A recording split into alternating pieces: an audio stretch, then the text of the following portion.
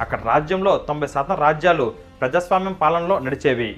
మిగిలిన 10% రాజతంత్ర పాలనలో ఉండేవి. రాజతంత్ర అంటే రాచరికం అని కాదు. రాచరికంలో అయితే రాజు కొడుకు తెలివైనడైనా మూర్ఖుడైనా సరే అతన్ని రాజుని చేసి వాడి పాలనని ప్రజలపైన రుద్దేవారు. కానీ రాజతంత్ర పాలనలో యువరాజుకి ఘోర యుద్ధ విద్యా శిక్షణ ఇచ్చి అన్ని భేదాల జ్ఞానాన్ని నేర్పించి రాజుకి కావాల్సిన అన్ని లక్షణాలు తను ఏర్పరచుకున్న తర్వాతే అతను రాజుని చేసేవారు. అదే రాజతంత్ర పాలన అంటే. ఆ కాలంలోనే ప్రజాస్వామ్య పాలన ఉండేదంటే మీరే ఊహించుకోండి మనం ఎంత పురోగతిలో ఉండేవాళ్ళమో.